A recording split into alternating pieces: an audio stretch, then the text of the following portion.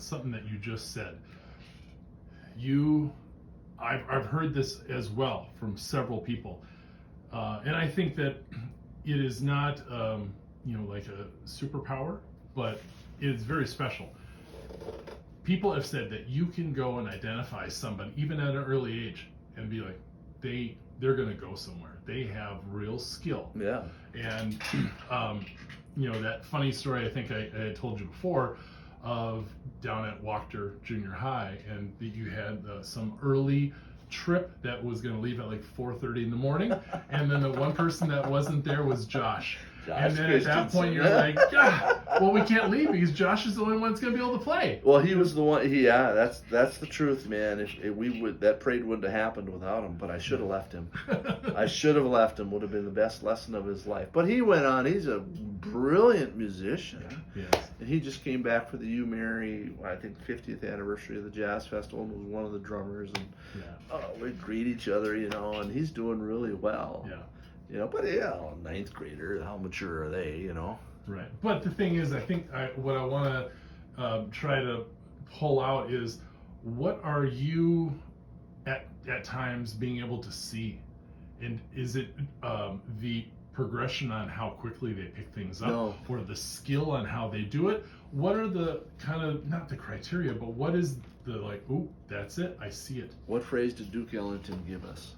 It don't mean a thing if it ain't got that swing. Okay. And I can hear if a kid can swing or not. Okay. Dale Heeb. Yeah. Perfect example. Played in my jazz band at Wachter, and I just knew, man, this kid swings. And we're not talking. Yeah. You can play a Latin tune and swing, right? And if you're interested, I think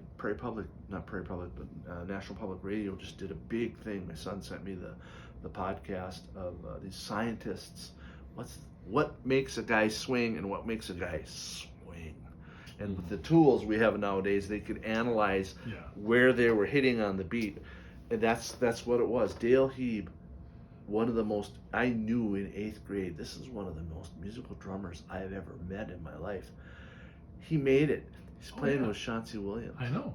Isn't that great to follow his Facebook page? Absolutely. And the thing is, another person that you, of course, didn't teach, but I can't remember the director in Fargo. Anderson again? I'm not sure. But the band director in Fargo, there was a kid when I was going out to work on my education degree at Morehead State. I was doing observations at Fargo High School, and then I met this kid, little kid, Casey Smith, and I was like, and he was like a freshman at that point, and I was like, he is so good, so good. He's playing with Chauncey Williams. He's the guitar player with Dale. Sure. And I remember hearing all these stories about Dale, being called up regularly for the McCoachy Studios. Hey, we have a session here, and we need a better drummer. And so he would come in and he could drum anything. Yeah. And play it with feeling. Mm-hmm. You can just, and I guess I attribute it to my mother and classical music and hours in front of the stereo. When you listen to that stuff, you learn what swing is. Mm-hmm. You learn, you just know, and I would hear it in kids all the time, going like, this kid's got it. Yeah. He's got it. Yeah. Because you wouldn't have to explain it to him. You just wouldn't have to. Yeah. And that's fun. Yeah. That's fun. And I remember, Josh telling me that story about the University of Mary thing, and then telling me that when he was with you at Wachter, that you're like, here, I'm going to make you a cassette tape or two or whatever of these bands. You need to listen to that. Yeah. Because it's like those kind of special touches of like, you know what, I'm not going to give this to these other people because they're not going to get it and they're not going to care. But you know what, I'm going to maybe push you a little bit and be like, work on some of this. Listen to this. Get this down. Yeah. And he said, as of right now today, if you would call that song, I can play it and then I can know the segue to the next song, because he's like, I played it to death because somebody cared enough to be like, hey, you can get better. Here's how you do it. I'm going to give you cassette roadmap Yeah. on how to Yeah. kind of get to the next stage. I had a drummer, Jalen Olband, during COVID, chose to, rather than do what most high school kids did, veg out, he chose to set up his drum set and a phone there to videotape, and he would, for hours, would play along with all these great recordings. Didn't matter. Sometimes it was swing, sometimes it was Latin, sometimes it was heavy metal, you know. Yeah. And he came out of COVID, because I didn't see the kid for, half a year. Yeah. And it's like, whoa, dude, what happened? I started playing along with all the greats. Yeah. And you can't, that Basie era band, Mm-hmm. those guys, I remember seeing them at NDSU in the field house, the Basie band, when Basie was still alive. Freddie Green was still with them. Joe Williams was singing with them. Mm-hmm. All these old guys, those saxophone players, they just came out. They didn't even open the music. Okay, we're doing 1 o'clock jump. Wait, and the way they swung, you can't teach that. They just have the ear for it. They just would hear it and hear it and hear it and hear it, and you can't teach that. Yeah. And so that, how did I learn? Drop the needle. I listen. I learned the nuances right away. Nowadays with these books, you can say, okay, well, eighth note, quarter note, quarter note, quarter note, it's written out. Yeah. But there's no substitute for listening to it and imitating Right. what they did. How did you learn to speak? Your mom didn't open a book and say, this is an A, it sounds like blah, blah.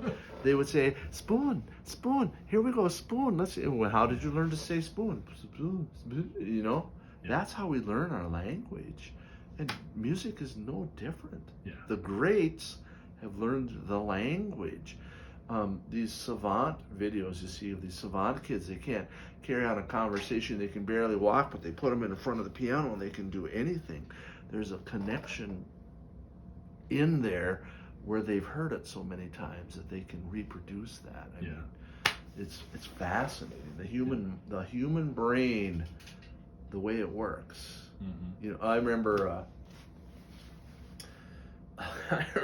going to some educational conference, and some guy was up there pontificating about these kids, they just can't do rhythms. There's no rhythm anymore. Kids don't have rhythm. And I said, oh, really? Have you been to a pep rally lately? Have you listened to the cheers these kids are doing? Tell me they don't have rhythm. Yeah. Kids don't like band anymore. They don't like music in it. Really? Try to tell Sony kids don't like music anymore. Right. Right? And the thing is that I really look at the era that you grew up in, then the era that I grew up in, the confusion of electronics and busyness of that started in my era.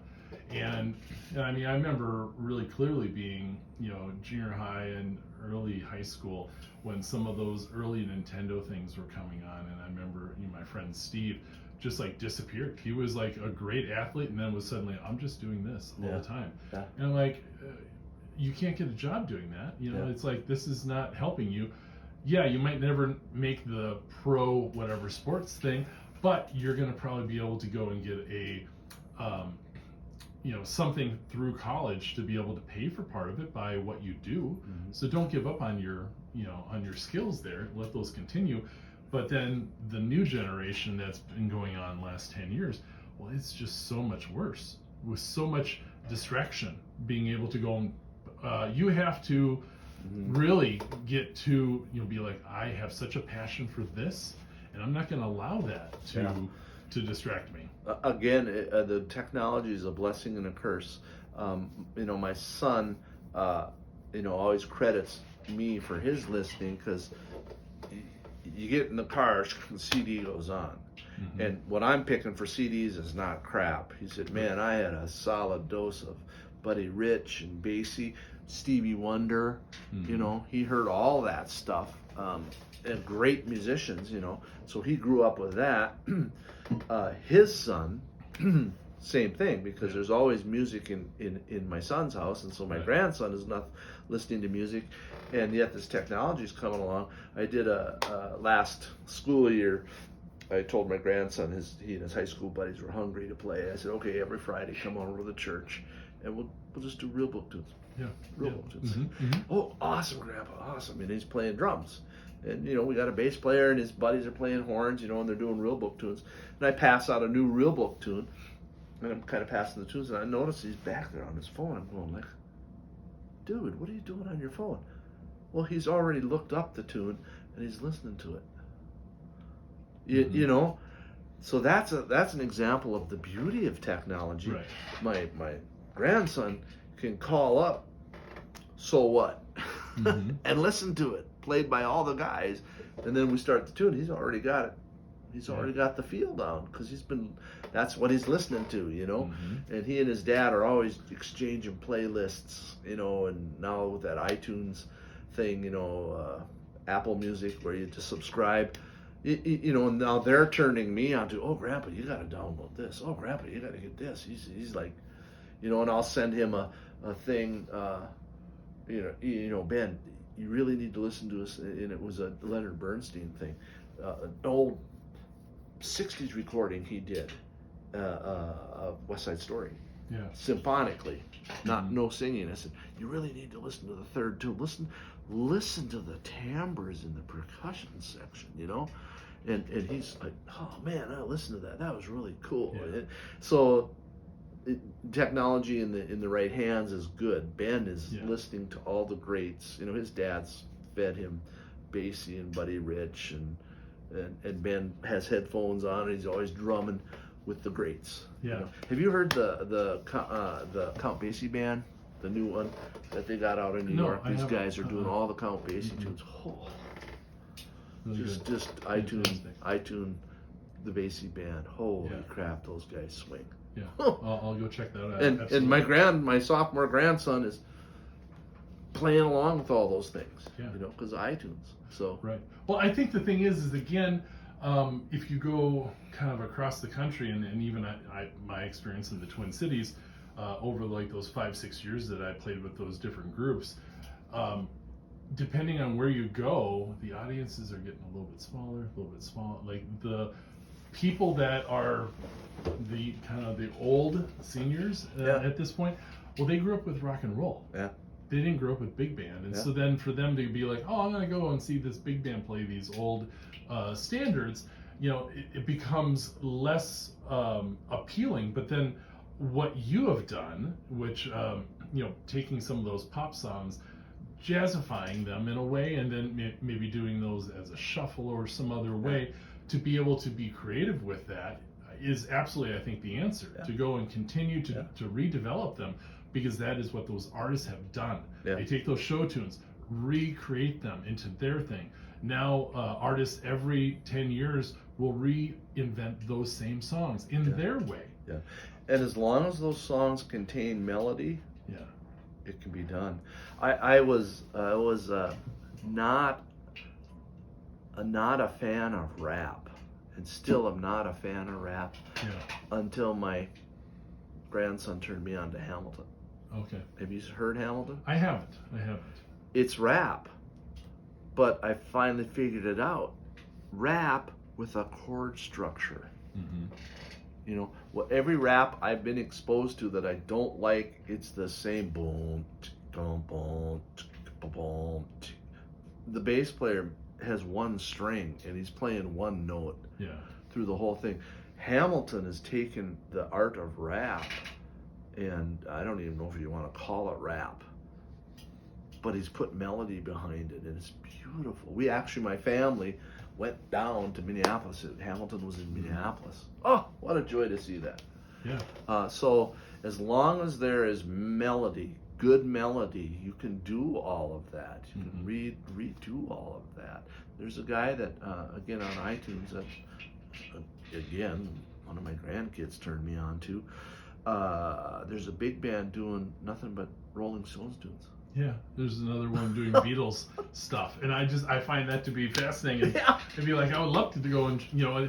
there's Alex Skolnick, who's a heavy metal guitar player, but then went to a jazz school in New York, and then has a trio, Alex Skolnick Trio, and then has reimagined pop songs or heavy metal songs in a jazz trio, and it's amazing. As long as there's melody there, Yeah. man, and you can pull that right out. Yeah, absolutely. Yeah.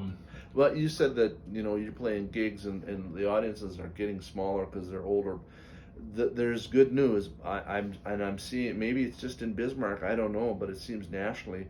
I mean, my grandson, who's going to be a junior in high school, those kids are all digging big band again. They're digging big band. Postmodern jukebox. Yeah. Really helping that. Well, probably 20 some years ago, maybe 25, Brian Setzer. Yeah. He kind of with Gap, started to bring that out, and then he was doing massive tours for several years and lots of records, which I have, and bringing new people in. Yeah, you into Gordon Goodwin? Yes, we have been. Those are intense. A couple years ago, I took my jazz band to a jazz festival I think it was in Greeley, Colorado. No, somewhere in Wyoming, Casper, Wyoming. And the headliner was the Gordon Goodwin band. He brought the whole band. Yeah. And my kids just flipped. I mean, I've never heard such great being. And so fast forward now, my son, Bismarck High, went to that festival where Gordon Goodwin was playing again, and my son Rob went with the Bismarck High band as a chaperone, but he took his Century High son along because Ben, you have to see this band. I remember seeing an interview years ago with Bill Cosby, and Bill Cosby's not the Bill Cosby of but he said, I remember my grandpa took me to see Duke Ellington, and he said, and I was just a little shaver, and he said, you don't have to like it, but you have to see it. Yeah. And that's what I said with Ben. You don't have to like it, but you have to see it. And he just loved it. He's a music geek like his family. but so it seems like there's a resurgence of some big band things amongst the high school kids. They're digging the tunes. Yeah. They're just digging the big band tunes. That's good. That's good to hear. Yeah, it is good to hear.